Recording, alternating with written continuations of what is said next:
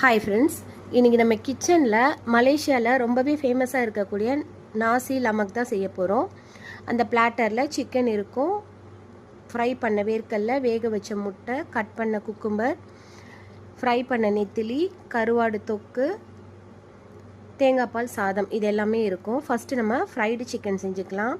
அதுக்கு ஒரு பவுலில் 1/2 கப் அளவுக்கு பால் எடுத்திருக்கேன், 2 டேபிள் ஸ்பூன் வினிகர், 1 முட்டை, 1 teaspoon pepper powder, 1 teaspoon garlic powder, 1 teaspoon paprika powder, 1 table spoon chilli sauce, 2 table spoon தயிர், 1 டேபிள் ஸ்பூன் சால்ட். இது எல்லாத்தையும் நல்லா மிக்ஸ் பண்ணிக்கலாம்.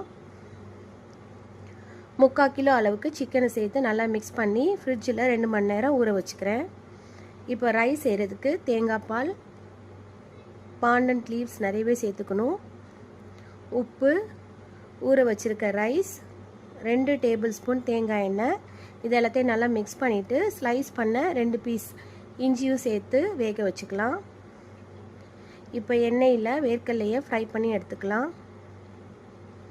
அதே எண்ணெயில் நெத்திலியை ஃப்ரை பண்ணிக்கிறேன். ஃப்ரை பண்ண நெத்திலியை கொஞ்சமாக இடிக்கல்ல சேர்த்து இடித்து எடுத்துக்கணும். 50 கிராம் அளவுக்கு காஞ்ச மிளகாவை 1 மணி நேரம் தண்ணியில் ஊற வச்சு மிக்ஸர் ஜாரில் சேர்த்துருக்கேன். அதை கோர்ஸ் பேஸ்ட்டாக அரைச்சி எடுத்துக்கலாம். நெத்திலி ஃப்ரை பண்ண ஆயிலே நம்ம அரைச்சி வச்சுருக்க சில்லி பேஸ்ட்டு சேர்த்து 3 நிமிஷம் எண்ணெயிலே வதக்கணும். கட் பண்ண 2 தக்காளி சேர்த்துட்டு, தக்காளி லைட்டாக வெந்ததுக்கப்புறம் 10 பல் பூண்டை க்ரஷ் பண்ணி சேர்த்துக்கிறேன். தக்காளி நல்லா மேஷ் ஆனதுக்கப்புறம் தட்டி வச்சுருக்க நெத்திலி, முழுசாக இருக்கிற நெத்திலி, இதெல்லாத்தையும் சேர்த்து நல்லா மிக்ஸ் பண்ணிவிட்டு 1 டீஸ்பூன் சால்ட்டும் சேர்த்துக்கலாம்.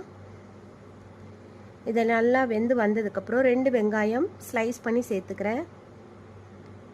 இது எல்லாத்தையும் நல்லா மிக்ஸ் பண்ணிவிட்டு எண்ணெய் பிரிஞ்சு வர அளவுக்கு வேக வச்சுக்கணும்.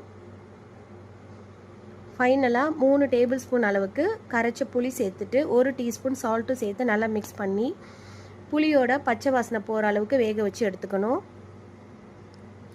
இப்போ நம்மளோட நெத்திலி கருவாடு சம்பா ரெடி ஆயிடுச்சு. ஃப்ரைடு சிக்கனை கோட் பண்ணுறதுக்கு 1 கப் அளவுக்கு மைதா மாவு, 1 teaspoon chilli powder, 1 teaspoon garlic powder, 1 teaspoon salt, இது எல்லாத்தையும் நல்லா சலிச்சிட்டு ஃபைனலாக மிக்சட் ஹர்ப்ஸ் சேர்த்துக்கிறேன்.